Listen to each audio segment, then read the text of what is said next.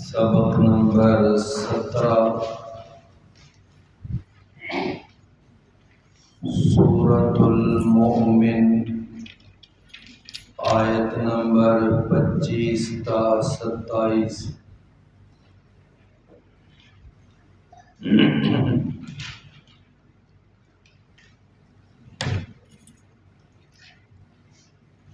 اعوذ باللہ السمیع العلیم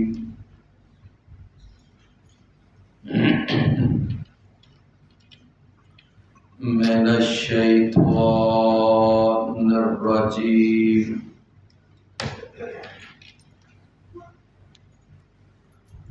من همزه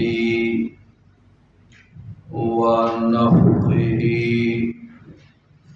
ونفثه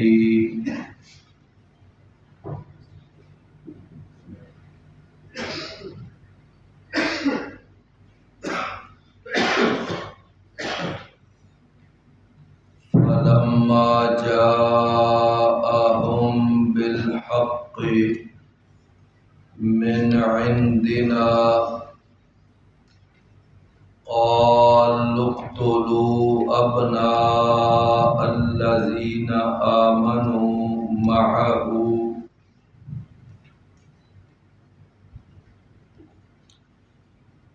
واستحيوا نساءهم وما كيد الكافرين إلا في ضلال۔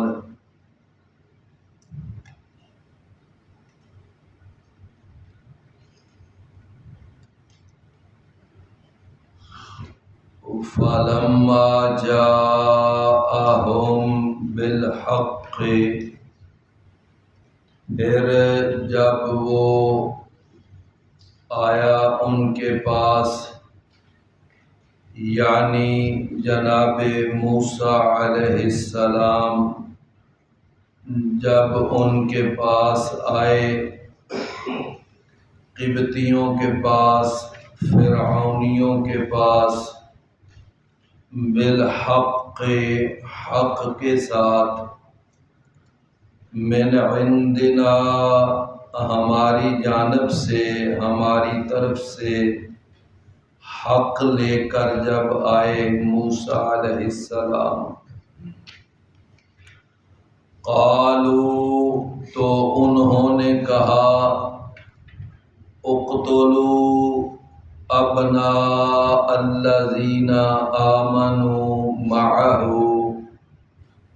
کہ تم قتل کر ڈالو ان کے بیٹوں کو جو ایمان لائے ہیں اس کے ساتھ، یعنی موسیٰ علیہ السلام پر جو ایمان لائے ہیں ان کے بیٹوں کو قتل کر دو۔ وَاسْتَحْيُوا نِسَاءَهُمْ، اور تم زندہ رہنے دو ان کی عورتوں کو۔ وَمَا كَيْدُ الْكَافِرِينَ، اور نہیں ہے کافروں کی چال، کافروں کی تدبیر، الا فی ضلال، مگر بیکار۔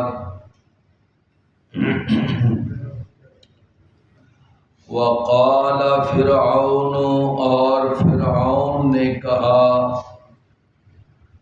ذرونی مجھے چھوڑ دو، اقتل موسیٰ کہ میں قتل کر دوں موسیٰ علیہ السلام کو، وَلْيَدْعُ رَبَّهُ، اور چاہیے نہ کہ وہ بلائے اپنے رب کو،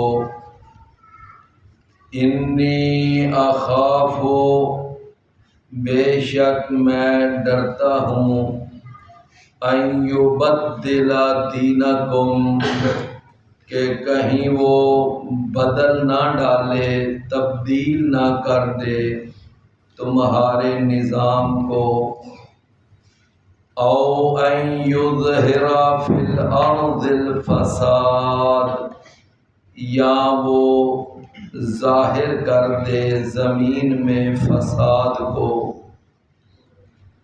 وقال موسیٰ، اور کہا جناب موسیٰ علیہ السلام نے، انی عذت بربی، بے شک میں اپنے آپ کو پناہ میں دے چکا ہوں، اپنے رب کی پناہ میں، وَرَبِّكُمْ، اور تمہارے رب کی پناہ میں، من کل متکبر، ہر متکبر سے، لا یؤمن بیوم الحساب، کہ جو حساب کے دن پر ایمان نہیں لاتا۔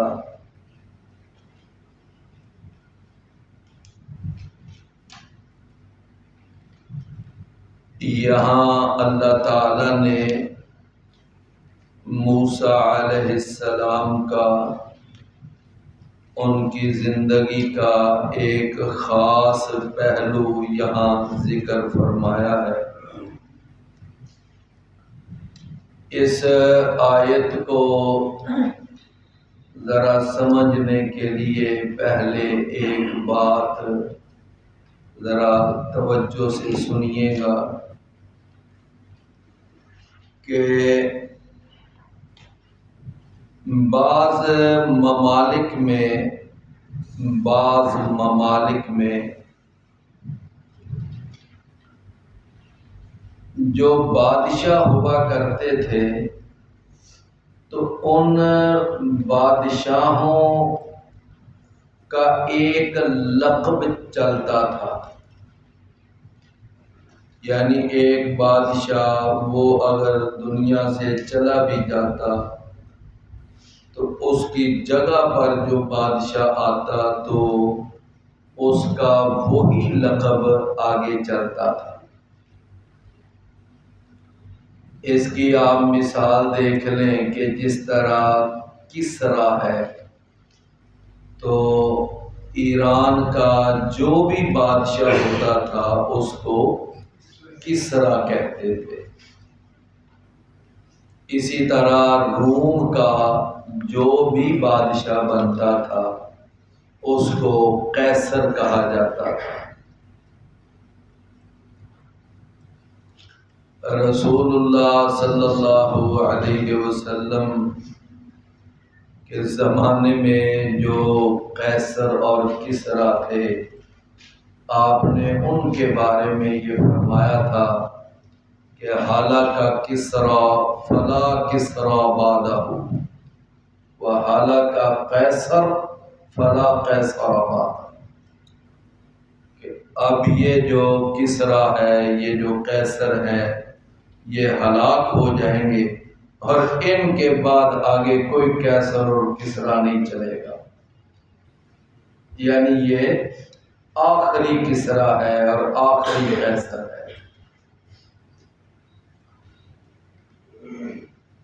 حبشہ کا جو بھی بادشاہ بنتا تھا اس کو نجاشی کہتے تھے، حبشہ کے ہر بادشاہ کو نجاشی کہتے تھے۔ اسی طرح جو ملک سبا تھا اس کے ہر بادشاہ کو تبا کہا جاتا تھا، تبا، یہ وہاں کے بادشاہ کا لقب ہوا کرتا تھا۔ تو اسی طرح یہ بات اب سمجھ لیں کہ جو مصر کا بادشاہ ہوتا تھا تو مصر کے ہر بادشاہ کو کیا کہتے تھے؟ فرعون۔ سمجھ آئی نا؟ اس کو کیا کہتے؟ فرعون۔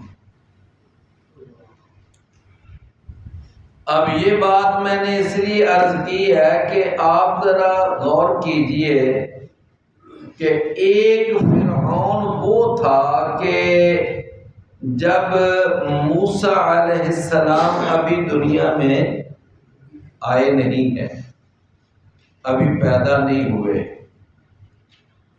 تو اس وقت جو فرعون تھا تو اس فرعون نے ایک حکم اور یہ آرڈیننس جاری کیا تھا کہ بنی اسرائیل میں سے ہر بچے کو قتل کر دیا جائے۔ یہ اس فرعون نے حکم جاری کیا تھا کہ کوئی بچہ ان کا زندہ نہ رہنے دیا جائے، اور وجہ اور سبب آپ جانتے ہیں کہ اس وقت کے کچھ نجومیوں نے اور کچھ لوگوں نے یہ اس کو ایک بات یہ ذہن میں بٹھا دی تھی کہ بنی اسرائیل میں ایک بچہ پیدا ہوگا، وہ تیرے اقتدار اور تیری سلطنت کے لیے خطرہ بنے گا۔ تو اس نے یہ کہا تھا کہ میں نے پھر بنی اسرائیل میں وہ بچہ پیدا ہی نہیں ہونے دینا، لہذا اس نے وہ حکم جاری کر دیا کہ بنی اسرائیل کے گھروں میں جو بھی بچہ پیدا ہو اس کو پیدا ہوتے ہی اس کو ذبح کر دیا۔ یہ وہ فرعون اس وقت کا جو تھا۔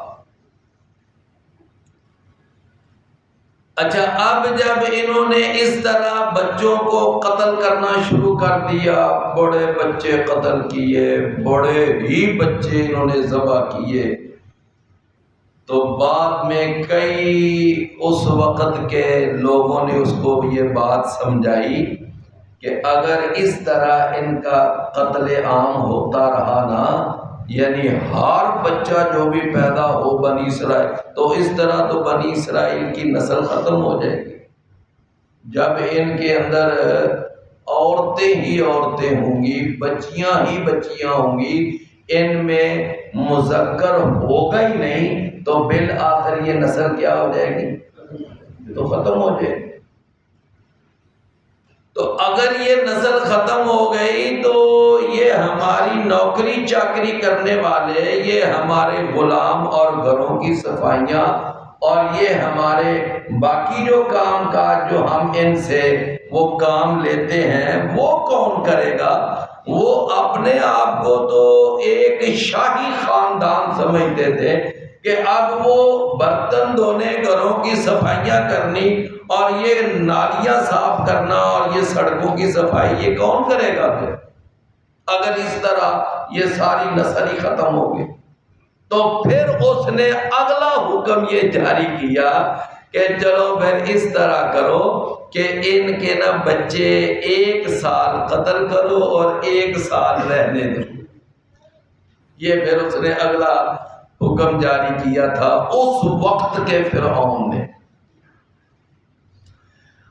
اچھا، اب دیکھ لیں کہ اللہ تعالیٰ بھی اپنی پوری قوت اور اپنی پوری طاقت دکھانا چاہتا تھا اس وقت کہ جس سال بچوں کے قتل کا معاملہ تھا، جو بچوں کے قتل کا سال تھا، اللہ نے اس سال موسیٰ علیہ السلام کو پیدا کیا۔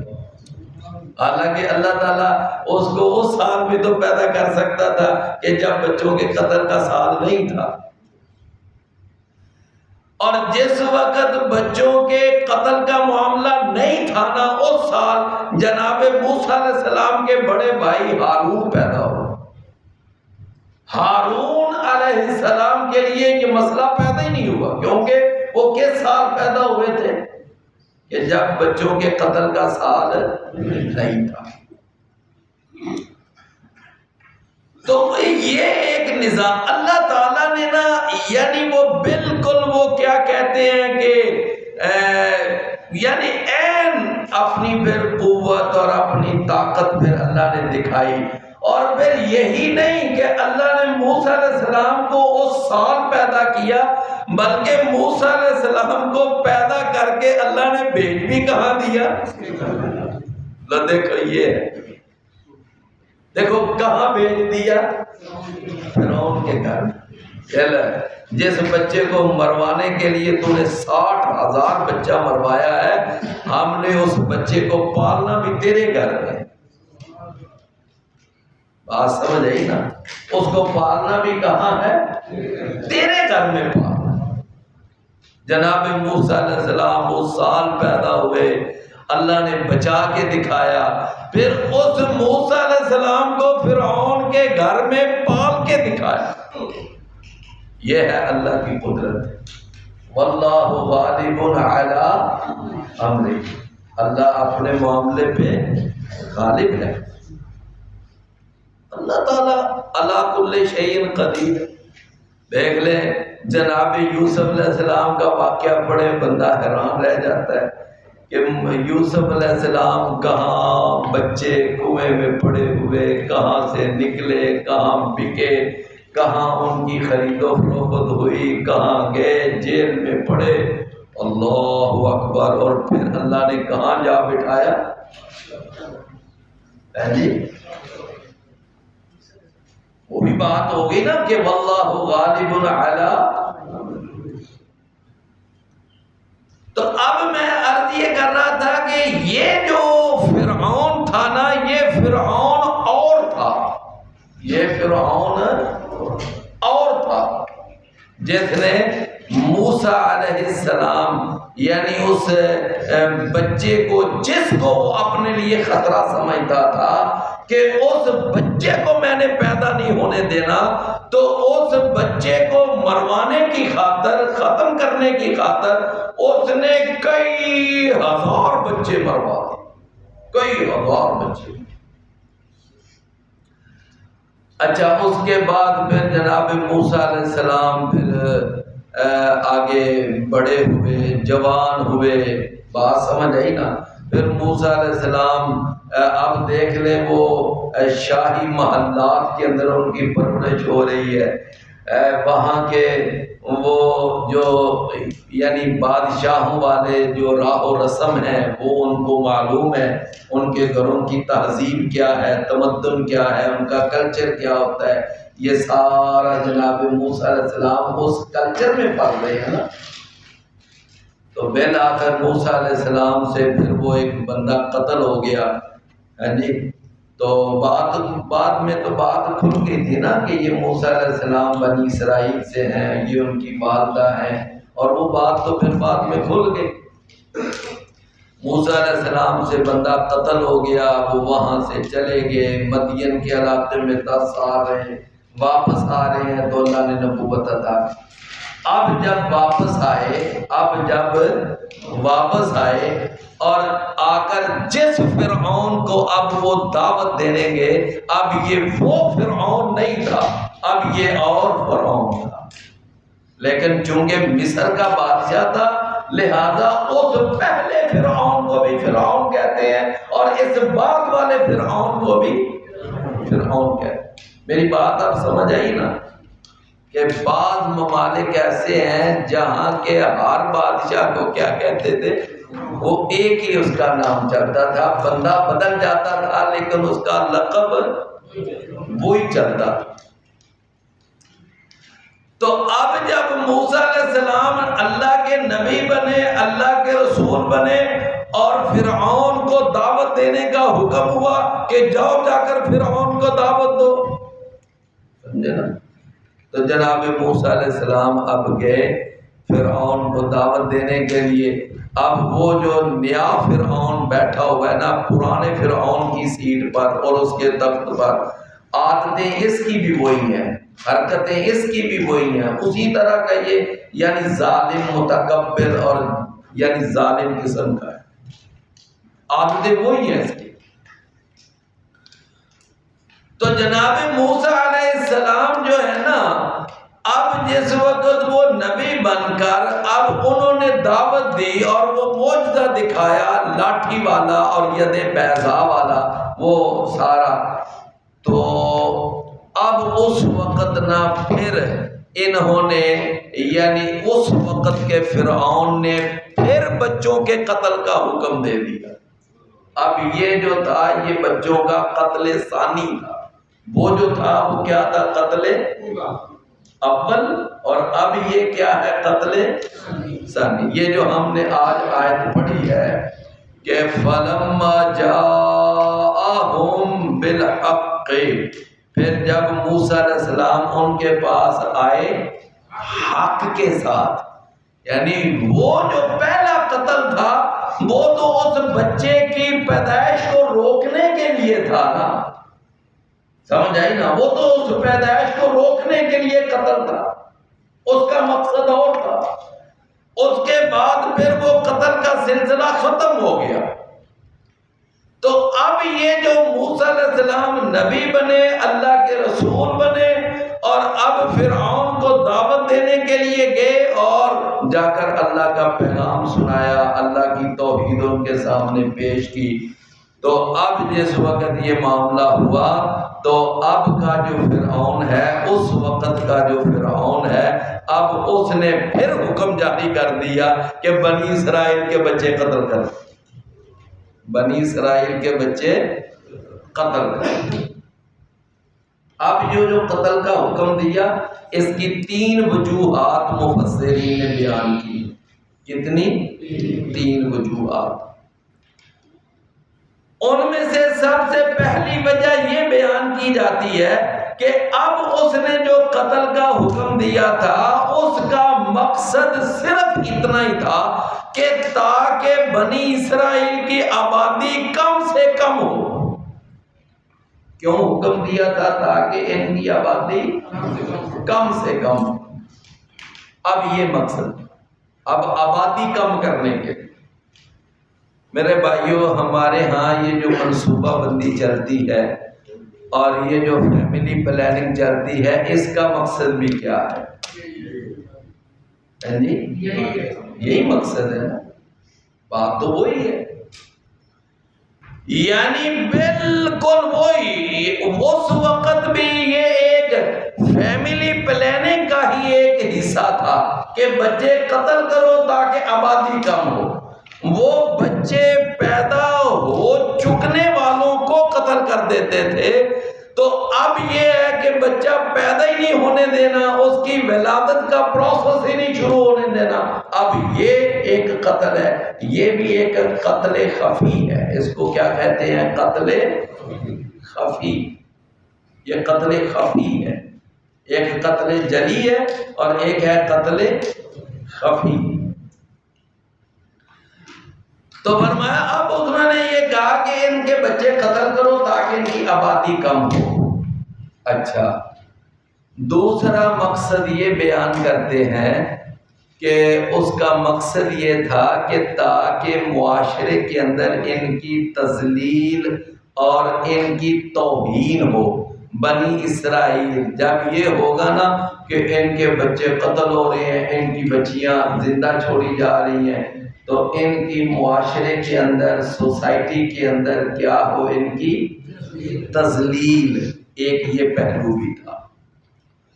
اور تیسرا پہلو اس کا یہ بیان کرتے ہیں مفسرین کہ جب موسیٰ علیہ السلام اللہ کے نبی ہیں، اللہ کے رسول ہیں، اور اب ان کی وجہ سے، ان کی عداوت کی وجہ سے اب یہ بچے قتل ہو رہے ہیں، تو اس وجہ سے وہ بنی اسرائیل موسیٰ علیہ السلام کو اپنے لیے باعث عار سمجھیں گے، اپنے لیے وہ یہ سمجھیں گے کہ یہ موسیٰ ہمارے لیے مصیبت بنا ہوا۔ نہیں بات سمجھے کہ اس موسیٰ کی وجہ سے ہمارے کیا ہو رہے ہیں؟ بچے قتل ہو رہے ہیں، تو یہ موسیٰ ہمارے لیے کیا ہے؟ تو ہمارے لیے مصیبت ہے۔ بات سمجھ آئی نا؟ اچھا، پھر اگلی بات یہ ہے کہ واقعتاً بنی اسرائیل میں سے کئی لوگوں نے یہ بات کہہ بھی دی تھی، اپنی زبان سے بھی کہہ دی تھی۔ انہوں نے کہا تھا کہ اے موسیٰ ابھی تو آیا نہیں تھا، اس وقت بھی تیری وجہ سے ہمیں اذیتوں کا سامنا کرنا پڑا، اور جب تو آ گیا نبی بن گیا اب پھر ہمیں تیری وجہ سے اذیتوں کا سامنا کرنا پڑ رہا ہے۔ یہ بات انہوں نے کہہ بھی دی۔ تو بھائیو بچوں کے قتل کے کتنے ان کے پلان تھے یا کتنے مقاصد تھے؟ 3۔ نمبر 1 ان کی آبادی کم سے کم ہو، نمبر 2 یہ معاشرے کے اندر ذلیل اور رسوا سمجھے جائیں، اور نمبر 3 یہ موسیٰ علیہ السلام ان کے لیے نحوست کی علامت ہو۔ موسیٰ علیہ السلام ان کے لیے کیا ہو؟ ایک نحوست کی علامت۔ یہ 3 مقصد۔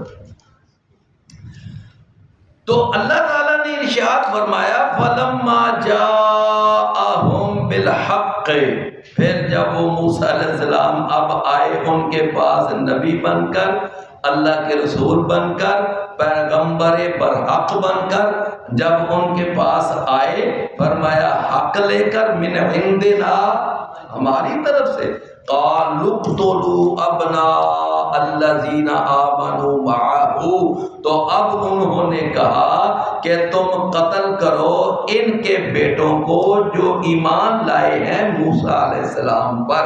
تو اب یہ جو مصر میں بنی اسرائیل کے بچوں کا قتل تھا، یہ کون سا قتل تھا؟ قتل ثانی تھا۔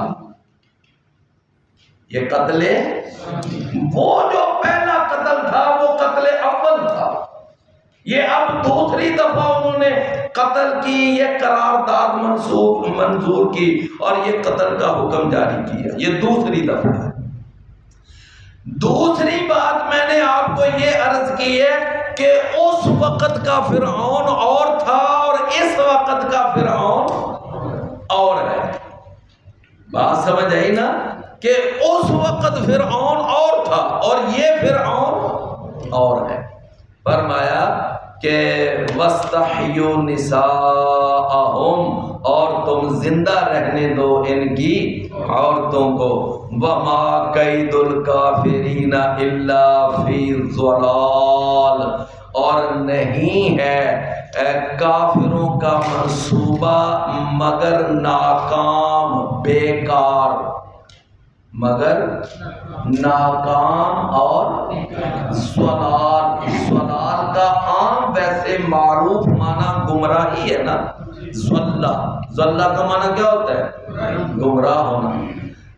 ضلہ کا ایک قرآن میں معنی استعمال ہوا ہے گمراہ ہونا، اور یہ بالکل ایسے ہی ہے۔ بہت زیادہ قرآن مجید میں آیات ہیں وَمَا ضَلَّ صَاحِبُكُمْ وَمَا غَوَىٰ، کہ تمہارا ساتھی گمراہ نہیں ہوا اور وہ راستے سے بھٹکا بھی نہیں ہے۔ تو ضلہ کا معنی گمراہ۔ اچھا، ایک ضلہ کا معنی قرآن میں استعمال ہوا ہے گم ہو جانا۔ وَضَلَّ عَنْهُمْ مَا كَانُوا يَعْبُدُونَ مِن دُونِ اللَّهِ، فرمایا کل قیامت کا جب دن ہوگا تو یہ مشرک جن اپنے شریکوں کو پوجتے ہیں اور جن اپنے شریکوں کی عبادت کرتے ہیں اور جن کو وہ اللہ کے سوا اپنا حاجت روا، مشکل کشا، مختار کل، کرنی بھرنی والا سمجھتے ہیں، اور اللہ کے سوا انہوں نے جو اپنے داتا دستگیر اور اپنے لجپال غریب نواز بنا رکھے ہیں، فرمایا کل جب قیامت کا دن ہوگا وَضَلَّ عَنْهُمْ مَا كَانُوا يَعْبُدُونَ مِن دُونِ اللَّهِ، تو ان کے وہ سارے حاجت روا، ان کے وہ سارے مشکل کشا، ان کے سارے وہ داتے اور وہ سارے دستگیر، ان میں سے کوئی بھی ان کو نظر نہیں آئے گا، سارے ہی وہاں گم ہو جائیں گے، کوئی ان کا وہاں حاجت روا نہیں ملے گا۔ بھئی سمجھ آئی نا بات؟ اس وقت یہ تلاش کریں گے، ہاں جن کے نام کی ہم نظر و نیاز دیتے تھے، چڑھاوے چڑھاتے تھے، جن کے آستانوں پہ جا کر سجدے کرتے تھے اور جن پہ جا کر طواف کرتے تھے اور وہاں مجاور بن کے بیٹھتے تھے، ان کے عرس کرتے تھے، میلے کرتے تھے، آج وہ کدھر گئے؟ آج وہ ہستیاں، وہ سرکار، آج وہ سارے ان میں سے کوئی نظر ہی نہیں آ رہا۔ تو اللہ کا قرآن کہتا ہے وَضَلَّ عَنْهُمْ ما كانوا يعبدون من دون الله، اللہ کے سوا جن کی وہ عبادت کرتے تھے وہ آج سارے ان سے کیا ہو جائیں گے؟ تو ضلع کا ایک معنی ہو گیا گمراہ ہونا، اور ایک معنی ہو گیا گم ہونا، اور تیسرا اس کا معنی ہے بیکار، ناکام۔ یہ بھی قرآن میں اس کا معنی استعمال ہوا ہے۔ اللہ نے قرآن میں فرمایا کہ الذین ضل سعیہم فی الحیات الدنیا، کہ وہ لوگ کہ جن کی دنیا میں کمائی بیکار ہو گئی، ضائع ہو گئی، فرمایا اور وہ یہ سمجھتے رہے کہ ہم بڑے نیکی والے کام کر رہے ہیں۔ تو ضلع کا ایک معنی کیا ہوتا ہے؟ ضائع ہو جانا، بیکار ہو جانا، ناکام ہو جانا۔ تو یہاں پر الا فی ضلال، یہاں ضلال بیکار ہونے اور ناکام ہونے اور ضائع ہونے کے معنی میں فرمایا کہ کافروں کی جو چال ہے، کافروں کا جو منصوبہ ہے، وہ بالآخر کیا ہے؟ بیکار، بالآخر ناکام۔ الم تر کیف فعل ربک باصحاب الفیل الم یجعل کیدہم فی تضلیل، یہ تضلیل بھی اس کا معنی کیا ہے؟ کیا ہم نے ان کی چال کو بیکار نہیں بنا دیا؟ کیا ہم نے ان کی چال کو، ان کے منصوبے کو ہم نے کیا کر دیا؟ بیکار بنا دیا۔ تو ضلع کا ایک معنی ہے گمراہ ہونا، ایک معنی ہے گم ہو جانا، اور ایک معنی ہے ناکام اور بیکار ہو جانا۔ اور یہ تینوں معانی قرآن مجید میں اللہ نے بیان کی، تینوں معانی میں یہ لفظ استعمال ہوا ہے۔ تو فرمایا وَمَا كَيْدُ الْكَافِرِينَ إِلَّا فِي ضَلَالٍ۔ اچھا پھر آپ دیکھ لیں کہ جناب موسیٰ علیہ السلام کے حوالے سے ہی آپ اس بات کو چیک کر لیں کہ موسیٰ علیہ السلام کو قتل کروانا چاہتا تھا نا فرعون، تو فرعون کا منصوبہ کیا بیکار ہوا کہ نہیں ہوا؟ ناکام ہوا کہ نہیں ہوا؟ اللہ نے جناب موسیٰ علیہ السلام کو پیدا کر کے دکھایا اور موسیٰ علیہ السلام کو فرعون کے گھر میں پال کے دکھایا، منصوبہ ناکام ہو گیا۔ اللہ کا منصوبہ کیا ہے؟ جناب محمد رسول اللہ صلی اللہ علیہ وسلم کے قتل کے منصوبے بن رہے ہیں۔ ہر قبیلے میں سے ایک نوجوان تیار کیا گیا اور اس کو تلوار پکڑائی گئی۔ اچھا منصوبہ دیکھو کیسا، اس کی نوک پلک کیسے ٹھیک کی گئی۔ کہنے لگے کہ جب ہم ہر قبیلے میں سے ایک نوجوان کو لیں گے نا، کہ بنو عدی قبیلہ، بنو تمیم قبیلہ، بنو مخزوم قبیلہ، بنو اسد، ان سارے قبائل میں سے ایک نوجوان کو پکڑو اور اس کو تلوار پکڑاؤ، اور سب نوجوان مل کر محمد صلی اللہ علیہ وسلم کو قتل کریں۔ جو دیکھو یہ منصوبہ ہے۔ اچھا اس کے پیچھے والا کیا پلاننگ ہے کہ جب ہر قبیلے میں سے ایک نوجوان محمد صلی اللہ علیہ وسلم کے قتل میں شامل ہوگا تو یہ بنو ہاشم کس قبیلے کے ساتھ لڑیں گے؟ کس قبیلے کے ساتھ جنگ لڑیں گے؟ بالآخر انہیں محمد صلی اللہ علیہ وسلم کی دیت لینے پر اکتفا کرنا پڑے گا، اور یہ پھر مان جائیں گے کہ چلو پھر ہمیں محمد صلی اللہ علیہ وسلم کے خون کی دیت دے دو، بس دیت دے کر معاملہ رفع دفع ہو جائے گا۔ اب سارے قبیلوں سے لڑنا تو ان کے پاس کی بات نہیں ہوگی۔ تو دیکھ لو کتنی زبردست پلاننگ ہے۔ تلواریں لے کر آگے بیٹھے ہوئے ہیں کہ ابھی محمد صلی اللہ علیہ وسلم نے نکلنا ہے، تو ان سارے نوجوانوں نے یکدم حملہ کرنا ہے اور نبی صلی اللہ علیہ وسلم کو قتل کرنا ہے۔ لو ادھر اللہ تعالیٰ کی پلاننگ کیا ہے؟ ادھر اللہ کی پلاننگ کیا ہے؟ اللہ اکبر۔ اللہ تعالیٰ نے فرمایا کہ اے محمد صلی اللہ علیہ وسلم تو نے پتہ ہے کیا کرنا ہے؟ ان سارے قاتلوں کے درمیان میں سے گزرنا ہے، ان سارے قاتلوں کے کچھ قاتل ادھر بیٹھے ہیں، کچھ قاتل ادھر بیٹھے ہیں، اور نبی صلی اللہ علیہ وسلم ان کے درمیان میں سے گزر رہے ہیں۔ اللہ اکبر۔ آپ کے ہاتھ میں تھوڑی سی مٹی ہے اور مٹی آپ نے پکڑی ہے، اور وہ جتنے قاتل بیٹھے ہوئے تھے نا، ان سارے قاتلوں کے سروں میں تھوڑی تھوڑی تھوڑی تھوڑی مٹی ڈالتے جا رہے ہیں، تھوڑی تھوڑی مٹی ان کے سروں پہ ڈالتے جا رہے ہیں، اور آپ ان کے درمیان میں سے گزرے۔ لو قرآن کہتا ہے فَأَغْشَيْنَاهُمْ فَهُمْ لَا يُبْصِرُونَ، ہم نے ان کی آنکھیں پکڑ لی، ہم نے ان کو اندھا کر دیا، وہ نبی کریم صلی اللہ علیہ وسلم کو دیکھ ہی نہیں رہے۔ تو آگئی نا بات، وَمَا كَيْدُ الْكَافِرِينَ إِلَّا فِي، کہ کافروں کے جو منصوبے ہوتے ہیں وہ ناکام ہو جاتے ہیں، وہ بیکار ہو جاتے ہیں، اللہ کے منصوبے کامیاب ہوتے ہیں۔ فرمایا وَقَالَ فِرْعَوْنُ، اور فرعون کہنے لگا ذرونی مجھے چھوڑ دو۔ اللہ اکبر، یہ ایک بہت بڑا فریب تھا اور یہ بہت بڑی اس کی چال تھی۔ اچھا مجھے کیا کرو؟ چھوڑ دو۔ سمجھ آئی نا؟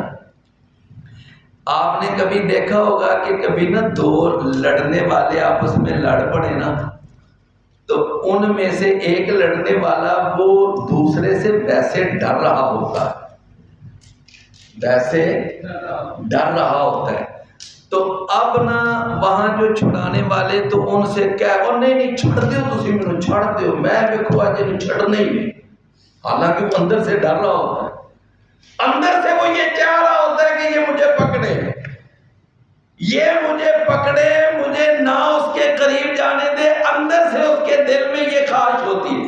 وہ فرعون جو تھا وہ اندر سے سہما ہوا تھا، اندر سے گھبرایا ہوا تھا، اور وہ ڈرا ہوا تھا۔ وہ اس وقت سے ڈرا ہوا تھا جب اس نے موسیٰ علیہ السلام کے ہاتھ سے لاٹھی کو سانپ بنتے ہوئے دیکھا تھا، اور وہ سانپ اتنا بڑا اژدہا بن گیا کہ وہ اس کی طرف بڑھنے لگا، تو اس نے فوراً موسیٰ علیہ السلام سے التجا کے لہجے میں کہا تھا کہ اچھا چل اس کو پکڑ پہ بیٹھتے ہیں، بات کرتے ہیں۔ اس وقت سے وہ ڈرا ہوا، لیکن اب یہ ڈرامہ کر رہا تھا، اب یہ فریب کر رہا تھا، ذرونی مجھے چھوڑو، مجھے چھوڑ دو، اقتل موسیٰ، کہ میں موسیٰ کو قتل کر دوں۔ ایسے جیسے وہ سارے اس کو روک رہے ہیں، اس کو منع کر رہے ہیں، نہ نہ نہ نہ، قتل نہ کرنا، قتل نہ کرنا، حالانکہ کوئی اس کو نہیں روک رہا۔ میری بات آپ سمجھے نا؟ یہ صرف اور صرف ایک پریشر کریٹ کر رہا ہے۔ کیا کر رہا ہے؟ ایک پریشر کریٹ کر رہا ہے۔ فرمایا وَلْيَدْعُ رَبَّهُ، اور پھر اگلی دھمکی کیا؟ کہتے ہیں مجھے چھوڑ دو، میں قتل کروں موسیٰ علیہ السلام کو، اور پھر وَلْيَدْعُ رَبَّهُ، میں آگے بڑھتا ہوں نا، میں قتل کرتا ہوں، اور پھر چاہیے نا یہ بلائے اپنے رب کو، مجھ سے چھڑائے۔ موسیٰ علیہ السلام کو اس کا رب مجھ سے چھڑائے نا۔ یہ بھی اس کی گیدر ببکی تھی، یہ بھی اس کی کیا تھی؟ گیدر ببکی۔ فرمایا انی اخاف، بے شک میں ڈرتا ہوں، ان یبدل دینکم، کہ کہیں وہ بدل نہ ڈالے تمہارے نظام کو۔ یہ جو تمہارا ایک چلتا ہوا نظام ہے، اس نظام کو وہ کیا کرنا چاہتا ہے؟ یہاں نظام سے مراد کون سا نظام ہے؟ وہی شرک والا نظام، بت پرستی والا نظام، اور وہ فرعون کو رب ماننے والا نظام، اور وہ ظلم اور بربریت پر مبنی نظام۔ وہ کہتا تھا کہ یہ موسیٰ اس نظام کو بدلنا چاہتا ہے، اس نظام کو کیا کرنا چاہتا ہے؟ تو میں نے یہاں دینکم کا کیا معنی کیا ہے؟ کہ وہ بدل دے گا تمہارے۔ عربی زبان میں یہ دین کے 3 معانی ہیں۔ الدین کے کتنے معنی ہیں؟ پہلا اس کا معنی ہے جزا و سزا، یہ تو ماشاءاللہ آپ سب جانتے ہیں۔ ہم سورہ فاتحہ میں کیا پڑھتے ہیں؟ مالک یوم الدین، مالک ہے وہ بدلے کے دن کا، یعنی جزا و سزا کے دن کا۔ تو ایک تو معنی یہ ہے جزا و سزا، بدلہ۔ دین کا ایک معنی ہے عبادت، ایک معنی کیا ہے؟ عبادت، اور یہ بھی قرآن میں استعمال ہوا ہے۔ اللہ تعالیٰ نے قرآن میں ارشاد فرمایا کہ یہ جو ہے نا وما امروا الا ليعبدوا الله مخلصین لہ الدین، اور وہ اس بات کا حکم دیے گئے تھے کہ وہ خالص اللہ کی عبادت کریں۔ تو یہاں الدین کا کیا معنی ہوا؟ عبادت۔ تو عبادت الدین کا ایک معنی ہو گیا بدلہ، جزا و سزا، اور دوسرا معنی کیا ہو گیا؟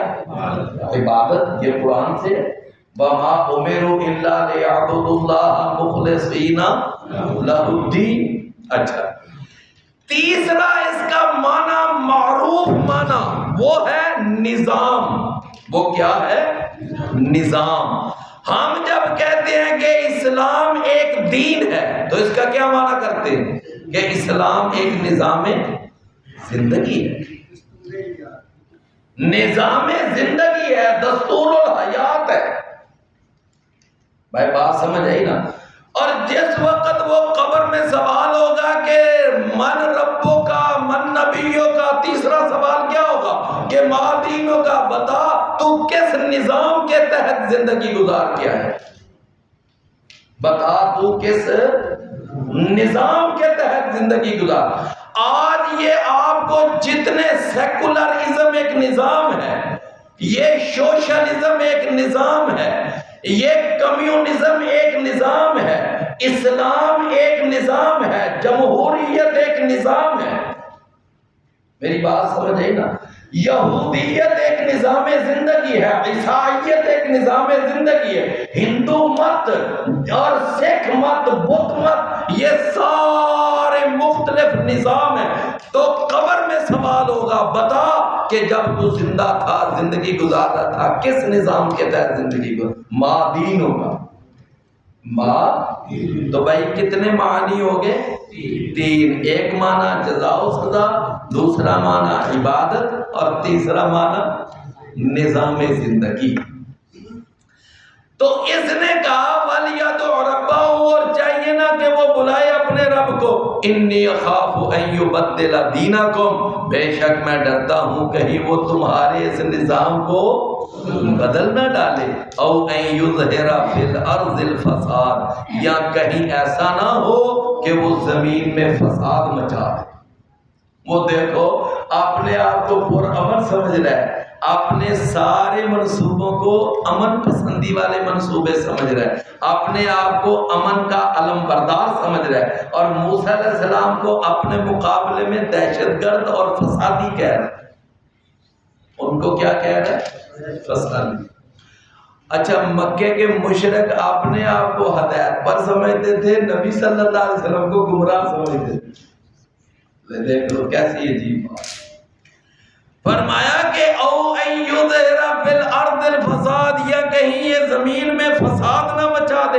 وقال موسیٰ، اب وہ قتل کے بارے میں دھمکی دے رہا ہے، اقتل موسیٰ، میں کیا کرنا چاہتا ہوں؟ موسیٰ کو قتل کرنا چاہتا ہوں۔ جناب موسیٰ علیہ السلام دیکھو کتنی یعنی کہ دلیری سے، جرأت سے، اور وہ اس کے جواب میں کہتے ہیں قال موسیٰ، موسیٰ علیہ السلام نے کہا انی عذت بربی، بے شک میں تو اپنے آپ کو اپنے رب کی پناہ میں دے چکا ہوں۔ میں اپنے آپ کو کس کی پناہ میں دے چکا ہوں؟ اپنے رب کی۔ اچھا، پھر فرمایا کہ اپنے رب کی پناہ میں، وَرَبِّكُمْ، اور تمہارے رب کی پناہ میں۔ تم اس کو رب مانو یا نہ مانو، لیکن ہے وہ تمہارا بھی رب۔ وہ ایک الگ بات ہے کہ تم اپنے کفریہ اور شرکیہ عقیدے کی بنا پر اللہ کو رب نہیں مانتے، لیکن حقیقت یہ ہے کہ جس طرح وہ میرا رب ہے اسی طرح وہ تمہارا بھی ہے۔ اچھا، آپ مجھے بتائیں کہ ہندوؤں کے ہاں جو بچے پیدا ہوتے ہیں وہ ان کو اولاد کون عطا کر رہا ہے؟ کون عطا کر رہا ہے؟ لیکن وہ مانتے ہیں، وہ کہتے ہیں ہمیں بھگوان دیتا ہے۔ وہ کیا کہتے ہیں؟ ہمیں یہ بچے کون دیتا ہے؟ وہ تو کہتے ہیں بھگوان دیتا ہے، وہ کہتے ہیں ہمارے دیوتے دیتے ہیں، سمجھ آئی بات کی؟ لیکن میرے بھائیوں وہ عقیدہ ان کا غلط ہے، ان کی سوچ غلط ہے۔ تو ہندوؤں کے ہاں جو بچے پیدا ہو رہے ہیں وہ بھی اللہ ہی عطا کر رہا ہے، وہ بچے عطا کرنے والا بھی اللہ ہے، ان بچوں کا خالق بھی اللہ ہے۔ تو جناب موسیٰ علیہ السلام نے نا ساتھ یہ بھی کہہ دیا کہ میں تو پناہ میں دے چکا ہوں اپنے آپ کو، کس کی پناہ میں؟ اپنے رب کی پناہ میں، وہ رب جو میرا بھی رب ہے اور وہ تمہارا بھی رب ہے، تم مانو یا نہ مانو اس کے باوجود وہ ہے تمہارا بھی رب۔ اللہ اکبر! دیکھ لو میرے بھائیو، یہ ہے رسول اللہ صلی اللہ علیہ وسلم کے بھی یہی الفاظ تھے، حسبی اللہ۔ کیا الفاظ تھے؟ حسبی اللہ، میرے لیے اللہ ہی کافی ہے، لا الہ الا ہوا، اللہ کے سوا کوئی معبود نہیں ہے، علیہ توکلت، میں اسی اللہ پر ہی توکل کرتا ہوں، اسی پر بھروسہ کرتا ہوں، اسی پر اپنی ساری آس اور امید وابستہ کرتا ہوں۔ فرمایا وَهُوَ رَبُّ الْعَرْشِ الْعَظِيمِ، اور وہی عرش عظیم کا۔ سارے نبیوں کی اور سارے رسولوں کی زبان سے یہی کلمات نکلتے ہیں۔ جناب ابراہیم علیہ السلام کو جب آگ میں ڈالا جانے لگا تو انہوں نے کیا کہا تھا؟ حسبنا اللہ۔ کیا کہا تھا؟ حسبنا اللہ، ہمارے میرے لیے اللہ ہی کافی۔ اللہ کے نبی نے فرمایا کہ یہ وہ کلمات تھے جب ابراہیم علیہ السلام نے یہ کہے تھے۔ فرمایا قال موسیٰ، موسیٰ علیہ السلام نے کہا انی عذت بربی، بے شک میں پناہ میں دے چکا ہوں اپنے آپ کو اپنے رب کی پناہ میں، وربکم، اور تمہارے رب کی پناہ میں۔ فرمایا من کل متکبر، ہر متکبر سے، لا یؤمن بیوم الحساب، کہ جو حساب کے دن کی، جو حساب کے دن پر ایمان نہیں لاتا، میں اس رب کی اپنے آپ کو پناہ میں دے چکا ہوں۔ اچھا بھائیو، آج یہ کوئی بھائی بتائے کہ ایران اور روم ان دونوں ملکوں کے بادشاہوں کو کیا کہتے تھے؟